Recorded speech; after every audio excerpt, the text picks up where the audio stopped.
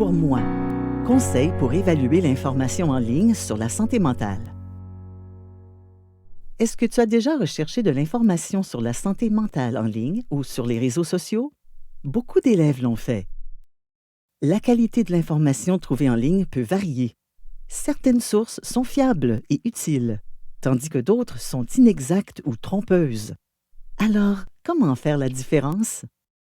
Santé mentale en milieu scolaire Ontario a créé un outil facile à utiliser pour t'aider à réfléchir de manière critique et à prendre des décisions éclairées lorsque tu recherches du contenu en ligne sur la santé mentale. L'outil s'appelle « Est-ce pour moi? Conseils pour évaluer l'information en ligne sur la santé mentale » et tu peux le trouver sur le site web de Santé mentale en milieu scolaire Ontario. Lorsque tu vas en ligne, il est utile d'examiner chaque source et de te poser 3 questions. Quel contenu est proposé? Qui propose le contenu? Et est-ce pour moi? Parlons du contenu proposé. Lorsque tu explores des sources sur la santé mentale en ligne, pose-toi ces questions. Est-ce que le contenu offre des informations à jour? Est-ce que les messages sont partagés et appuyés par d'autres sources crédibles? Est-ce que le contenu reconnaît les différences individuelles en matière de besoins et d'expériences en santé mentale? Est-ce que le contenu t'encourage à rechercher un soutien professionnel en cas de besoin? Ce sont tous des indicateurs positifs d'un soutien fiable en matière de santé mentale. Cependant, si tu tombes sur une source qui ne partage que des histoires personnelles, qui propose des solutions rapides ou qui promet des solutions simples à des problèmes de santé mentale complexes, ce n'est probablement pas une bonne source d'information. Essaie peut-être d'en consulter une autre. Ensuite, pose-toi la deuxième question. Qui propose le contenu? Est-ce que la créatrice de contenu a une formation, des études ou des connaissances culturelles qui l'autorisent à proposer des informations sur la santé mentale?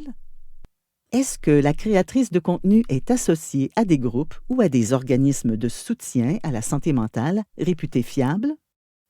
Si les réponses à ces questions sont oui et que tu es à l'aise avec le contenu, alors il s'agit peut-être d'une source fiable à considérer. Mais si le créateur de la ressource n'a aucune formation ni expérience et ne fait qu'exprimer sa passion personnelle pour la santé mentale, c'est préoccupant. Maintenant, il est temps de te poser la troisième question. Est-ce pour moi? Demande-toi si la source est respectueuse de ton identité, de ta culture et de ta communauté, et si elle est accessible dans ta langue. Est-ce que la source est respectueuse des autres personnes touchées par des problèmes de santé mentale? Est-ce que la source est engageante, pertinente, facile à comprendre et sensible aux choses qui sont importantes pour toi? Ce sont tous des indicateurs d'une source fiable d'informations sur la santé mentale. Mais si tu remarques que la source dramatise la santé mentale pour obtenir des vues ou essaie de collecter tes renseignements personnels pour te vendre quelque chose, ce sont de bons indicateurs qu'il existe de meilleures sources ailleurs.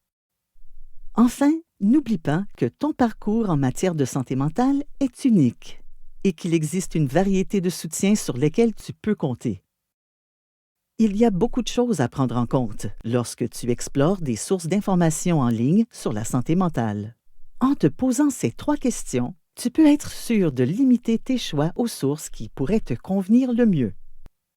Utilise l'outil d'aide à la décision pour les élèves intitulé « Est-ce pour moi? » pour évaluer les informations sur la santé mentale en ligne que tu peux trouver sur le site web de Santé mentale en milieu scolaire Ontario. Balaie ces codes QR pour accéder au site web de Santé mentale en milieu scolaire Ontario et à la fiche de conseil « Est-ce pour moi? »